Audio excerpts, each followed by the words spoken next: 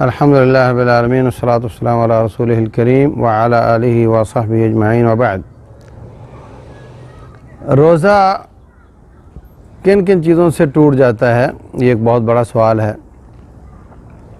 تو دیکھیں، جان بوجھ کر دوران روزہ کھانا کھانے سے، کسی قسم کی چیز کھانے سے، پینے سے روزہ ٹوٹ جاتا ہے، سگریٹ سے ٹوٹ جاتا ہے۔ اس طریقے سے مرد ہو یا عورت ہو، عورت کے ایام مخصوصہ شروع ہو جائیں، جس وقت روزے سے 5 منٹ پہلے شروع ہو جائیں، 10 منٹ پہلے شروع ہو جائیں، روزہ ختم ہو جائے گا، کاؤنٹ نہیں ہوگا۔ مرد ہے وہ ڈسچارج ہو اپنے جان بوجھ کر کسی طریقے سے، اس کا روزہ جاتا رہتا ہے۔ اگر سوتے میں ہو جائے تو اس سے روزہ نہیں ٹوٹتا۔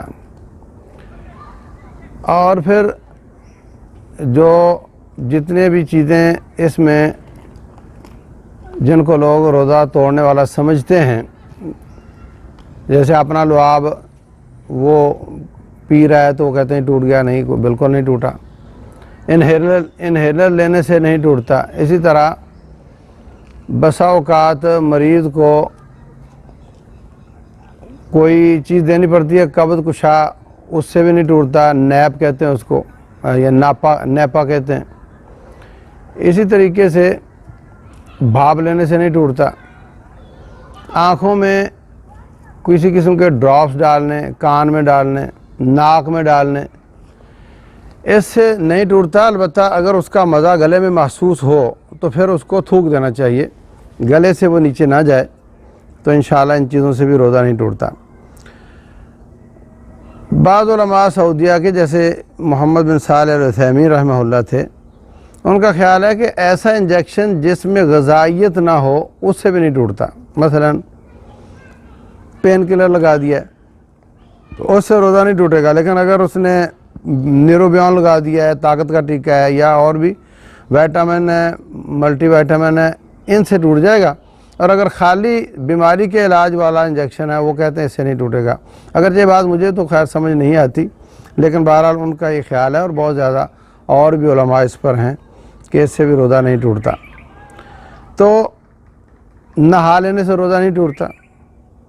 وضو کرنے کے بعد شک ہوتا ہے کہ شاید منہ میں تھوڑا بہت پانی رہ گیا ہو، تو 1-2 بار تھوک کر نکال دو۔ اگر زیادہ شک میں نہ پڑو، وہم میں نہ پڑو، اگر وہ کچھ بچا ہوا آپ نے پی لیا ہے تو انشاءاللہ، یا نگل گئے ہیں تو اس سے بھی روزہ نہیں ٹوٹتا۔ اسی طریقے سے جتنے بھی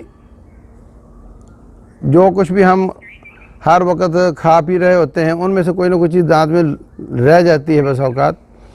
اسی طریقے سے جب ہم روزہ رکھ رہے ہوتے ہیں تو اس میں بھی افراط و تفریط سے بچنا چاہیے۔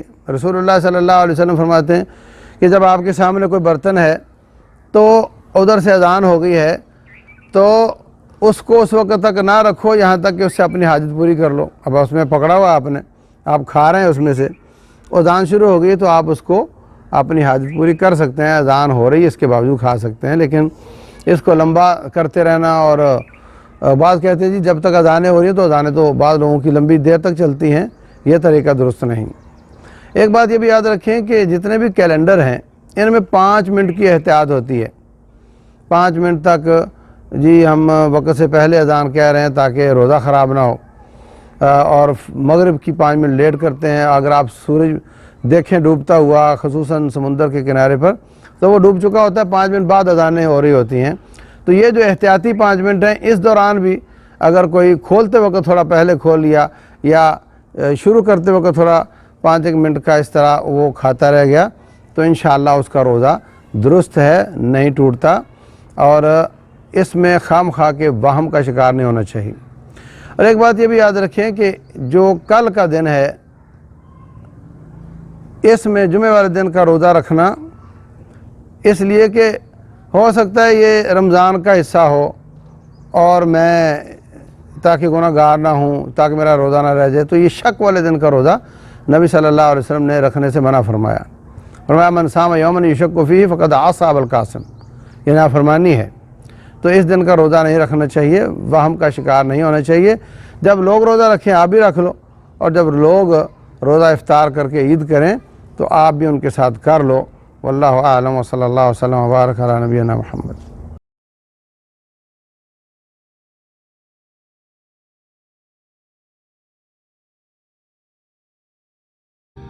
مفتی محمد یوسف طیبی کے بیانات سننے کے لیے ہمارا یوٹیوب چینل سبسکرائب کریں اور ہمارے دیگر سوشل اکاؤنٹس لائک اور شیئر کریں. جزاک اللہ خیر.